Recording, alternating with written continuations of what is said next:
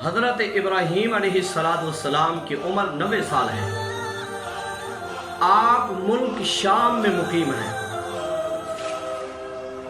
آپ علیہ السلام ایک مرتبہ رب کائنات کی بارگاہ میں عرض کرتے ہیں، ربی حب لی من الصالحین، اے میرے پاک رب مجھے نیک فرزند تو عطا فرما۔ تو اللہ عز و جل نے دعا کو قبول بھی فرما لیا اور ساتھ خوشخبری بھی سنا دی۔ جس طرح ایک گنہگار مومن بندہ جب دعا کرتے ہیں کہ یا اللہ ہمیں بارش کی ضرورت ہے، ہمیں بارش عطا فرما، تو جب گنہگار مومن دعا کرتا ہے اللہ عز و جل اس کی دعا کو قبول بھی فرماتا ہے بسا اوقات، اور ساتھ خوشخبری بارش کی صورت میں آ جاتی ہے۔ تو جب گنہگار بندے کی یہ شان ہے تو جب کامل مومن دعا مانگے گا اس کی دعا کا کیا اثر ہوگا، اور اسی طرح جب کامل ولی وقت جب دعا کرے گا تو اس کی دعا میں کتنا قبولیت کا اثر ہوگا۔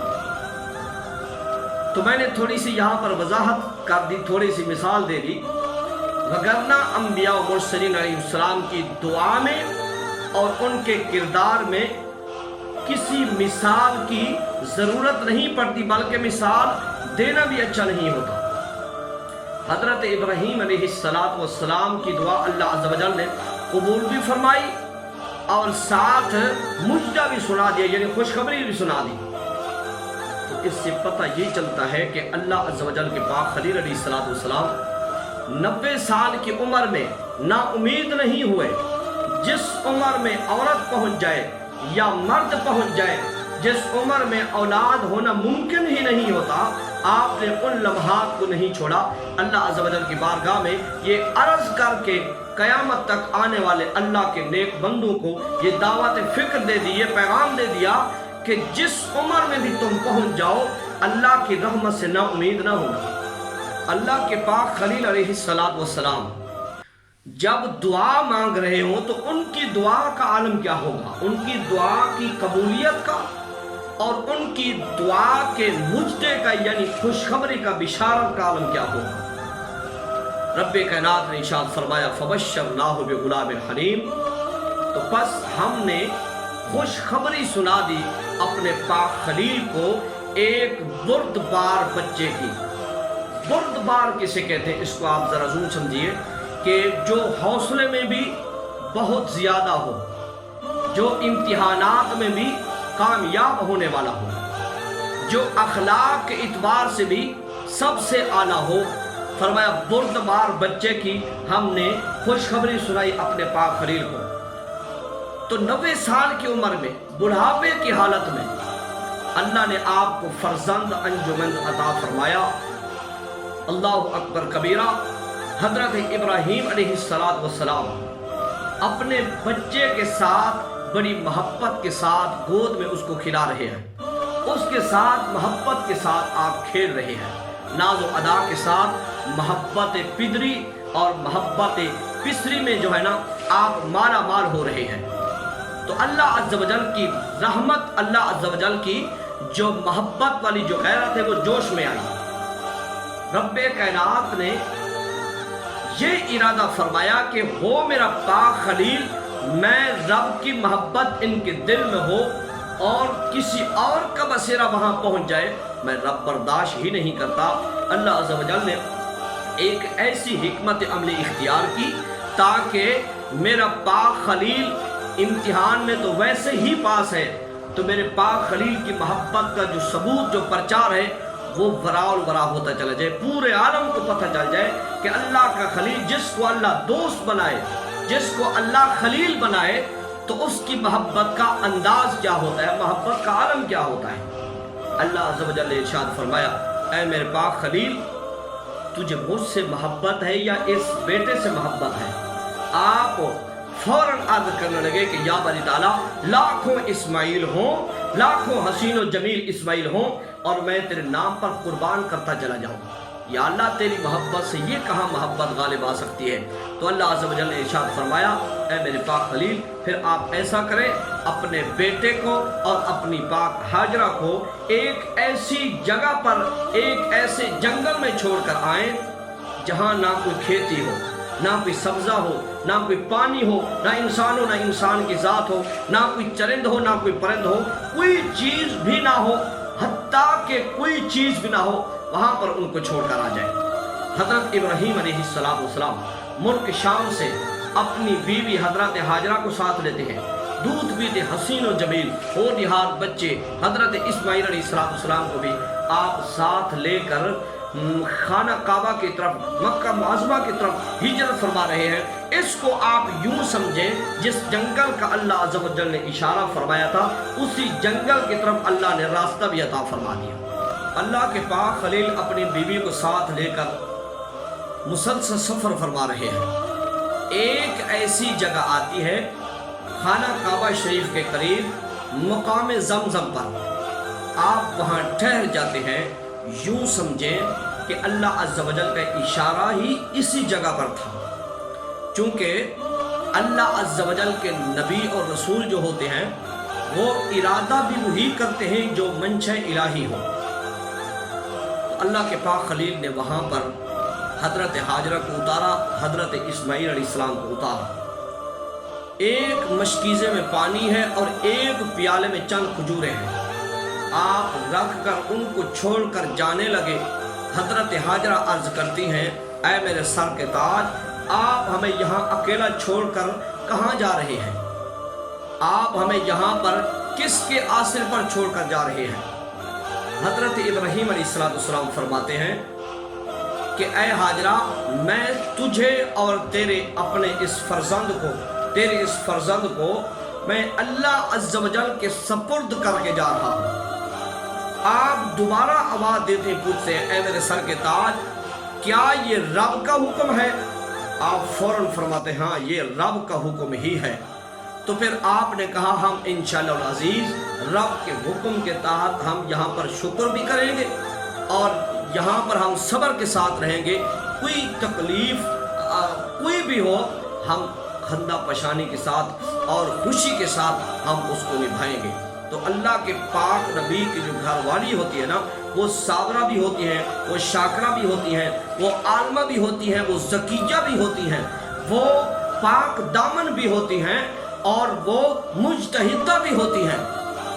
حضرت ابراہیم علیہ السلام پہاڑ کی اوٹ میں کھڑے ہو کر یوں ہاتھ اٹھا کر دعا مانگ رہے ہیں ربنا انی اسکنت من ذریتی بواد غیر ذی زرع عند بیتک المحرم، عرض کی اے بار الہ میں اپنی کچھ اولاد ایک ایسی وادی میں بسائی ہے جس میں نہ کوئی کھیت ہے نہ کوئی سبزہ ہے، کوئی چیز بھی نہیں ہے، تیرے حرمت والے پاک گھر کے پاس، ربنا لیقیموا الصلاۃ، الہی پس ان کو بنا دے تیری بندگی کرنے والے، نماز کو قائم کرنے والے، فَجْعَلْ أَفْئِدَةً مِّنَ النَّاسِ تَهْوِي إِلَيْهِمْ، الہ العالمین ان کی محبت کچھ لوگوں کے دلوں میں ایسی ڈال دے کہ فرمایا تَهْوِي إِلَيْهِمْ وَارْزُقْهُمْ مِنَ الثَّمَرَاتِ لَعَلَّهُمْ يَشْكُرُونَ، فرمایا لوگوں کے دل ان کی طرف میل فرما دے اور انہیں کچھ پھل بھی ان کو عطا کر دے تاکہ وہ احسان ماننے والے ہو جائیں۔ آپ فوراً روانہ ہوتے ہیں، مشکیزے کا چند دن کا پانی تھا وہ پانی ختم ہو جاتا ہے، چند دن کھجوریں تھیں وہ بھی مکمل ہو جاتی ہیں۔ حضرت ہاجرہ سلام اللہ تعالیٰ علیہا آپ خود نہیں کھاتی پیتی اپنے بیٹے کو کھلاتی ہیں، حتیٰ کہ وہ پانی اور کھجوریں یعنی کہ پینے کا جو پانی تھا اور کھانے کی جو کھجوریں تھیں وہ ختم ہو گئی۔ حضرت ہاجرہ کی پاک چھاتی میں جتنا دودھ تھا وہ آپ نے پلا دیا، حتیٰ کہ حضرت اسماعیل علیہ السلام بار بار بلک رہے ہیں، تڑپ رہے ہیں۔ حضرت ہاجرہ سلام اللہ تعالیٰ علیہا اپنی شان اور شوکت کے ساتھ کبھی صفا کی پہاڑی پر جاتے ہیں، कभी मरवा की पहाड़ी पर जाते हैं। हजरत हाजरा सलामुल्लाह ताला अलैहा कभी जाती है और बच्चा रो रहा है। अल्लाह के पाक इस्माइल अलैहिस्सलाम वो रो रहे हैं, कभी आकर बच्चे की खबर लेती हैं कहीं कोई चीज इनको नुकसान न पहुंचा दे। हत्ता कि जहां पर आप अपनी शान के साथ तेज रफ्तार के साथ दौड़ी हैं, हाजियों को यही हुक्म है, उम्रा करने वाले को भी यही हुक्म है। जहां मेरी हाजरा अपनी शान के साथ तेज दौड़ी है, ए हाजी तेरा हज उस वक्त कबूल होगा, ए उम्रा करने वाले तेरा उम्रा उस वक्त ही कबूल होगा जिस वक्त जहां मेरी हाजरा अपनी शान के साथ तेज दौड़ी, तू भी तेज चक्कर लगा। अल्लाह अकबर कबीरा, तू भी तेज दौड़कर चक्कर लगा। जहां आहिस्ता आहिस्ता चलती थी अपनी शान के साथ, फरमाया तू वहां आहिस्ता चल। जहां आहिस्ता चला है वहां पर तू दौड़ नहीं लगा सकता, जहां पर दौड़ी थी वहां पर तू आहिस्ता नहीं चल सकता। और जहां पर आप खड़े होकर सांस लेती थी, फरमाया इस जगह पर खड़े होकर तुमने सांस लेना है, तब तुम्हारा हज भी कबूल होगा। तुम्हारी साज उम्रे की हालत में हो या हज की हालत में हो, मैं रब तब कबूल फरमाऊंगा। तो हजरत हाजरा ने सफा और मरवा की पहाड़ियों पर 7 चक्कर लगाए तो अल्लाह ताला की रहमत जोश में आई। आप कभी सफा की पहाड़ी पर, कभी मरवा की पहाड़ी पर चल रही है, नुकीले पत्थर हैं। हजरत हाजरा सलामुल्लाह ताला अलैहा अचानक एक आवाज सुनती है, अचानक एक धमाका होता है। आप तेज दौड़कर अपनी शान के साथ अपने बेटे फरजंद हजरत इस्माइल अलैहिस्सलाम के करीब पहुंचती है। आप अजीब मौजज़ा देखती हैं। आप देखती क्या है कि उनके हजरत इस्माइल अलैहिस्सलाम जिस जगह पर एड़ियां रगड़ रहे हैं अपनी शान के साथ, उस जगह पर एक चश्मा पानी का जारी हो जाता है। हजरत हाजरा सलामुल्लाह ताला अलैहा खुश हो जाती है, रब का शुक्र अदा करती हैं, क्योंकि शाकिर थे, शुक्र करने वाले थे, सब्र करने वाले थे, इंतजार करने वाले थे अल्लाह ताला के हुक्म का। हजरत हाजरा सलामुल्लाह ताला अलैहा ने रेत के साथ पानी के आगे एक बंद बांध दिया, क्योंकि तेजी के साथ वो पानी फैलता चला जा रहा है। आप सलामुल्लाह ताला अलैहा ने रेत के साथ एक बंद बांध दिया ताकि पानी रुक जाए और फरमाया जम जम, ऐ पानी ठहर जा ठहर जा। तो यहाँ पर पुरलुत्फ बात यह है कि अगर रेत के साथ एक बंद बांध दिया जाए तो रेत को पानी बहा कर ले जाता है, रेत के बंद के साथ पानी रुकना नहीं पाता, पानी नहीं रुकता। लेकिन यहाँ पर हजरत हाजरा की करामत अल्लाह ने ज़ाहिर फरमाई कि ऐ पानी मेरी हाजरा जैसे हुक्म करे तुझे रुक जाना चाहिए। हम हुजूर अलैहिस्सलाम इरशाद फरमाते हैं, अल्लाह अज़्ज़ा वजल रहमत फरमाए हजरत इस्माइल अलैहिस्सलाम की वालदा हजरत हाजरा पर कि अगर वो जम पानी को अगर ना रोकती तो ये पूरी रूए ज़मीन पर फैल जाता और पूरी रूए ज़मीन की इंसानियत को और जानवरों के लिए फरमाया ये पानी सैराब कर रहा होता। ये ऐसा पानी है, वाहिद दुनिया में ऐसा पानी है जिसमें भूखा अगर इसको पीता है उसकी प्यास भी खत्म हो जाती है। अगर प्यास है, पानी क्या है, एक इसमें चीज है कि प्यास को बुझाता है, लेकिन ऐसा पानी जो भूख को भी मिटाता हो वो ज़मज़म शरीफ ही है। फरमाया खुद भी पिया और अपने बच्चे को पिलाया।